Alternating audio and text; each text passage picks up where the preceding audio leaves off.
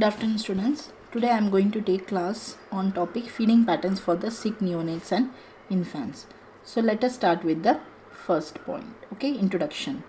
As we know that the first year of life of any infant or of any baby is very much important. Now during this first year of life, the infant grows rapidly, and by 6 months of age the birth weight is doubled, and by 1 year it is tripled. To support this rapid rate of growth, sufficient calorie as well as protein intake is very much essential, as well as other nutrients also plays an important role in the growth process. Now what are the four importance of the feeding? Now there are four importance, that is, it provides superior nutrition for the optimum growth, it provides adequate water for the hydration, it protects against any forms of infection or allergies, it promotes bonding as well as development. Now at least there are three alternative methods can be used to feed the baby if the breastfeeding is not possible. Now as we say that the breastfeeding is not possible means to whom? To the babies who are sick, to the babies who are at high risk. Now because of the illness, the baby will be not having enough effort to suck the mother's breast. So in that case, we always recommend the mothers to manually express the breast milk, and we will be feeding the baby through the different alternative methods. It can be katori feeding, it can be spoon feeding, it can be palatai feeding, it can be tube feeding, or it can be anything other than that like gastrostomy or episiotomy. Now as I told you, the three alternative methods can be used to feed the baby if the breastfeeding is not possible. This can be cup, palatai or spoon. Now all these methods are very simple, practical and easy to administer even in a small baby. It should be noted that whatever is the method of feeding, baby should be given only the mother's milk, and this can be ensured by manually expressing the mother's milk and then giving it to the baby. Now the first thing we are going to discuss in this unit is regarding the spoon as well as the katori feeding. Now as I told you, all the babies who are sick, those babies who are unable to breastfeed, at that time we always recommend we go for spoon or katori feeding. Now the spoon feeding should be attempted before and after ingestion of a small amount of breast milk or formula to associate the new experiences with a pleasurable as well as satisfying experience. Now feeding with a spoon and katori has to be found very safe, especially in case of low birth weight babies. Now exactly what is spoon or katori feeding? Now the definition says that this is the method used for feeding when the infant cannot latch on to the mother. It can be if the mother is sick, or it can be due to the reason if the baby is sick. Okay. Now what is the advantages of cup or katori feeding? Now the first advantage is it is very easy method of feeding for the babies, especially when we are taking care of the newborn, that is essential newborn care. Second one, it is very simple equipment and very easy to clean. Third one, the baby can take on its own time. Fourth one, no need of anybody's help, the mother can do it by herself and can feed the baby. And the fifth one is a very good eye contact is developed between the mother and the baby. Now one of the disadvantage of katori feeding is that the term infants may dribble or spill the milk when they feed. When we are feeding the milk, it can dribble or spill the milk. Now what is the articles required for the katori feeding? Now the first one is always we expect all the articles has to be kept near to the baby's bedside whenever we are planning for katori or spoon feeding. Now here the articles required are face towel, katori or spoon, feed of the required amount. Now here I am planning to give manual expression of the mother's milk. So you can take either 30 ml or 60 ml of human milk, and the other article is Macintosh and the towel. Now what are the steps of the procedure? First of all, as I earlier explained, like we have to assemble all the required articles at the bedside. The second and the most important is, because now here you want to involve mother in the care of the baby. So here you need to give health education to the mother. So explain the procedure to the mother, the method of katori feeding. Now, because she is the one who is going to do it at home. So here you need to explain the detailed method or the steps of giving the katori feeding. Next one is wash your hands to prevent any forms of cross infection. Hold the child in your lap to achieve a better control. So here you can wrap the child in a blanket and ask the mother to hold the baby, or ask the mother to sit with right arm under the left arm. So here you are asking the mother to hold the baby to have a better control. Next, you have to check the temperature of the feed. Now here, as I told you, now here I am going to give the mother's milk. If you are using cow's milk or buffalo's milk, here you are going to boil it. So you have to always never give very hot milk to the babies. So you have to keep the feed till it gets cool. So check the temperature of the feed, and then you have to how you are going to check the temperature of the feed means by dropping 1 or 2 drops on the back of the hand before giving it to the baby. Next, you are placing the Macintosh and towel below the chin of the child, then holding the katori and pour few drops of feed by spoon on the tongue of the baby, and this will help to stimulate secretion, and then slowly and gradually start by giving required amount of the feed. So in this way you are going to start with the feed by using katori as well as spoon. Continue the given spoon fill with optimum interval between each feed. Give time to the child between the feed so that the child needs rest. Burp in between as needed, as when as needed.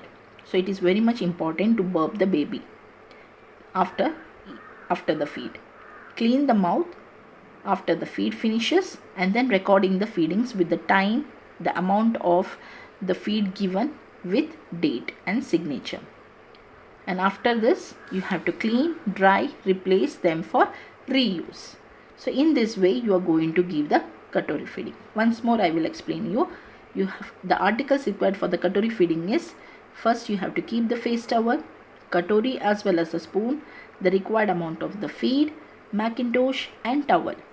Steps is: first we have to arrange all the articles near to the bedside, explain the procedure to the mother because she is the one who is going to give it at home, wash hands, hold the baby in the lap to achieve better control. You can ask the mother to hold the baby closely and gently. Check the temperature of the feed. How you are going to check the temperature? By dropping 1 or 2 drops on the back of the hand. Place the Macintosh and towel below the chin of the baby. Hold the katori and pour few drops of feed by using spoon on the tongue of the baby. And then slowly and gradually you have to start with giving required amount of feed.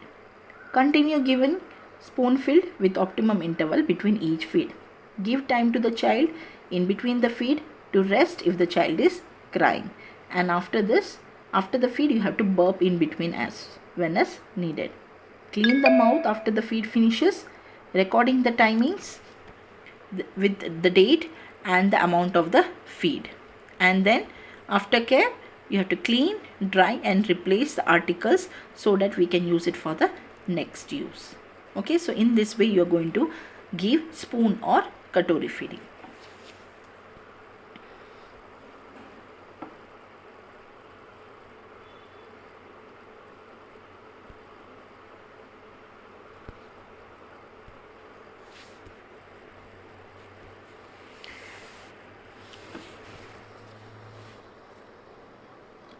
Now next we will see with the pallet eye feeding.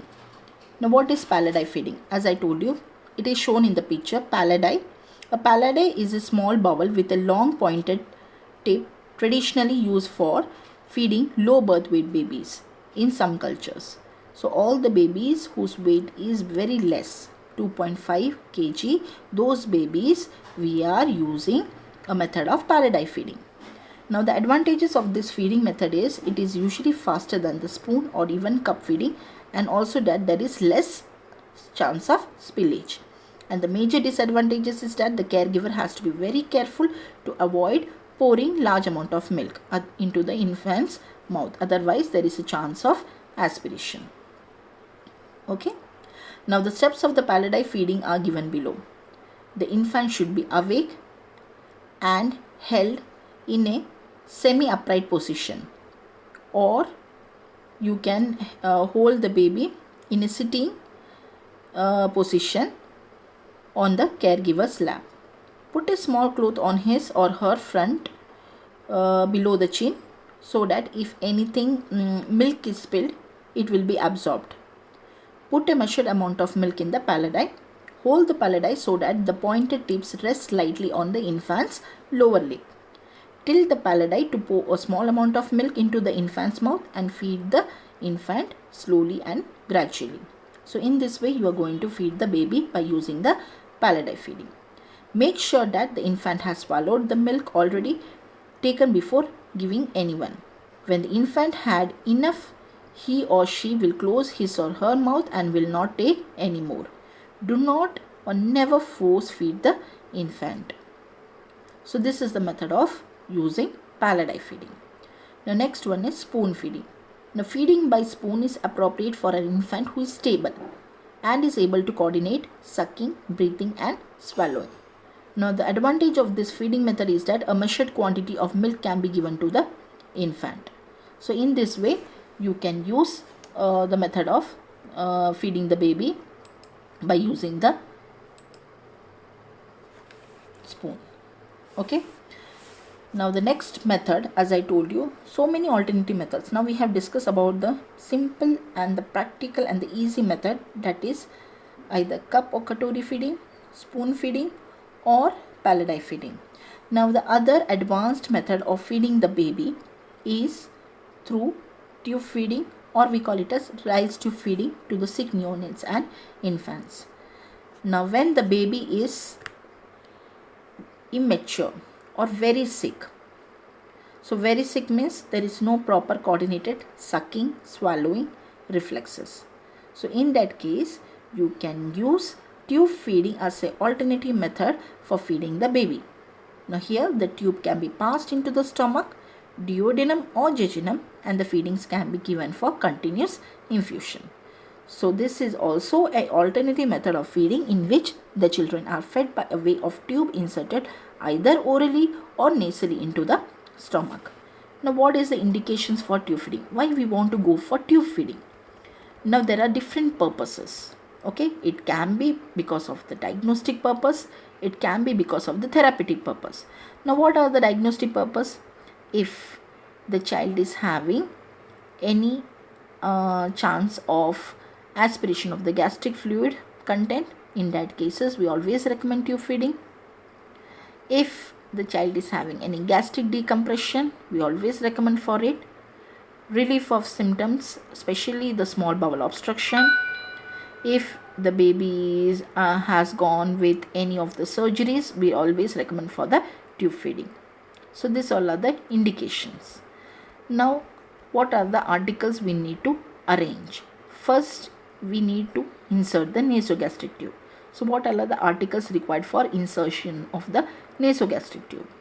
Now here the articles required are: first, nasogastric tube, that is in the pediatric patients the tube size varies with the patient's age. Now to find the correct size, we have to select the appropriate Ryle's tube. Okay, so here always we prefer for the pediatric age group is 12 French of Ryle's tube. Next we have to keep ready with the Macintosh as well as the draw sheet. Then Xylocaine 2%, or you can use saline or warm water to lubricate the Ryle's tube. Next you have to keep ready stethoscope to check the placement of the tube. You can keep 5 ml or 10 ml of syringe to aspirate the contents. And then a tape to secure the tube and the kidney tray. If you're aspirating the contents to check the placement, tube placement, you can aspirate with the help of using 5 ml or 10 ml of syringe where the stomach contents will be there, and you can discard it in the kidney tray. So these all are the articles required. So a nasogastric tube of 12 French size, Mackintosh and Rochette, xylocaine 2%, stethoscope, 5 ml or 10 ml of syringe to aspirate the stomach contents, a tape to secure the tube, and the kidney tray. Now what are the steps to insert the nasogastric tube? First of all, explain the procedure, the benefits, the risk, complications, everything to the baby's mother. Position the baby. If the baby is awake, ask the mother to hold the baby in a high fowlers with the neck partially flexed. So in this way you can give the position. And in the newborn baby, the baby is placed in supine position, and you can ask the mother to hold the head in a slightly head and neck partially flexed.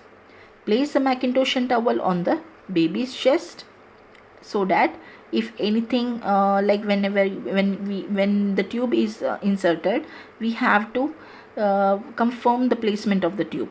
So there are chances that we can aspirate the gastric contents. To minimize spillage of the gastric contents, so we usually keep the Mackintosh and towel on the baby's chest. Okay, so in this way, so now how you are going to insert the nasogastric tube. So using the nasogastric tube as a measuring device, you have to determine the length of the nasogastric tube. So how you are going to measure it? Like measuring the length from the nose to the earlobe, and then from earlobe to the xiphoid process. Okay, so if the baby is only 1 month old, you can in newborn from nose to earlobe, and then earlobe to the midpoint of the xiphoid process and umbilicus. So in this way you are measuring the length of the nasogastric tube. Okay, and then add the measurement together. Mark the total distance with a small piece of tape. Inspect both the baby's nostril for the patency or baby's oral cavity.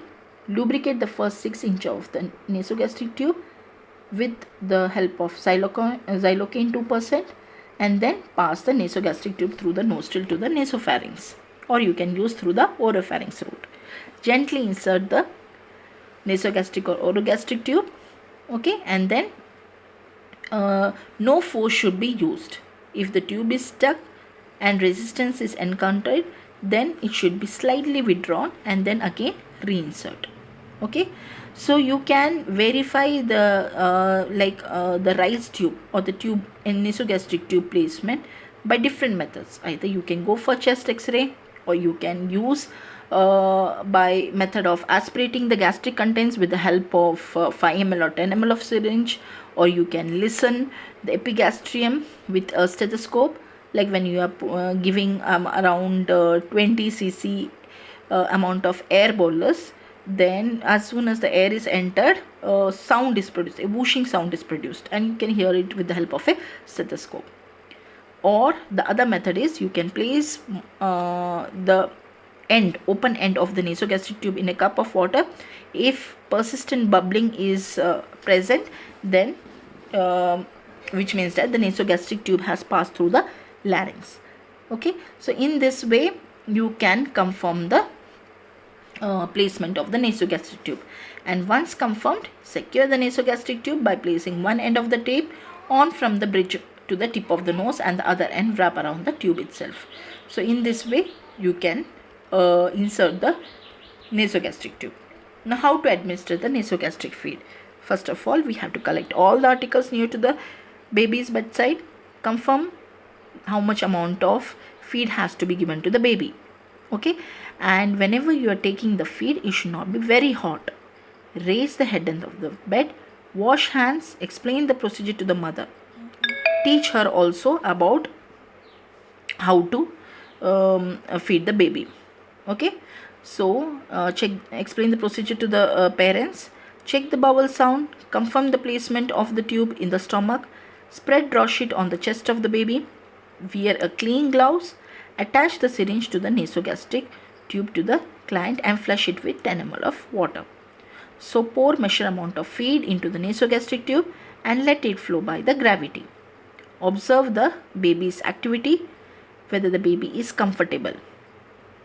If the baby is uncomfortable, please stop the procedure. Flush the tube after the feed with 10 ml of water and then put cap on the end of the tube to make it airtight again.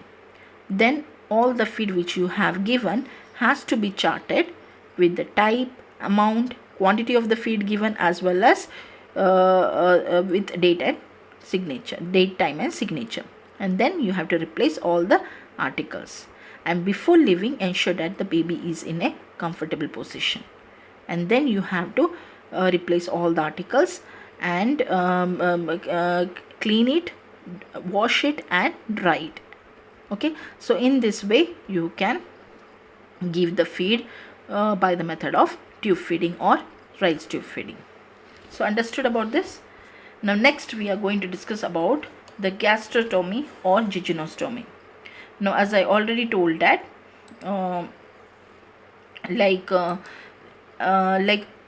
for the sick neonates or high risk neonates, we always prefer in giving feed through the method of tube feeding, or if the baby is having any problems, we always go for gastrostomy or jejunostomy feeding. So this is also advanced method of advanced technique of feeding the baby. Okay, now gastrostomy is widely used route of feeding when the nutrition is indicated for a long-term base. Okay, now here specially we recommend gastrostomy or jejunostomy feeding, especially for the children who are having congenital abnormalities such as TEF, that is tracheoesophageal fistula, or if the baby is having any esophageal injuries or atresia, etc. And jejunostomy is not used frequently because majority of the child we will go for gastrostomy. Jejunostomy is only recommended if gastrostomy is not possible. Okay, now the definition of giving the feed through the gastrostomy or jejunostomy feeding is: it is a method of maintaining hydration and nutrition for the neonates or infants who are not able to take in adequate oral intake to maintain the nutritional status. Now in this case, a feeding tube is passed directly into the patient's stomach through the abdominal wall, that is gastrostomy, or into the small intestine, jejunostomy, to administer the fluid or the required amount of the feed. Now gastrostomy tubes are usually 12 to 30 G size and have a balloon mushroom tip or disc which is secured internally.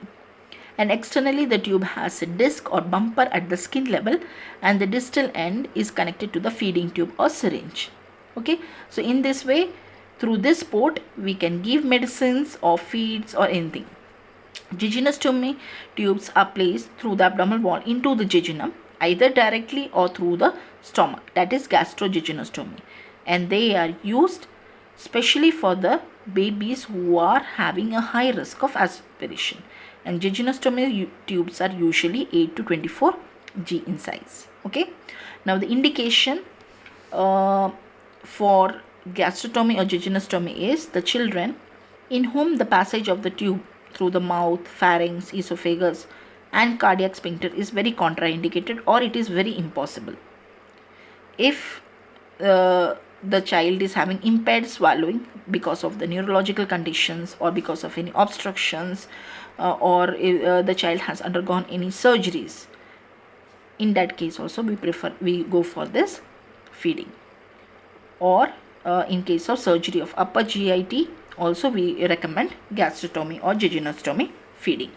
Okay, so the children who require tube feeding for a longer period of time, especially the neurological conditions, in that cases we are always go for gastrostomy.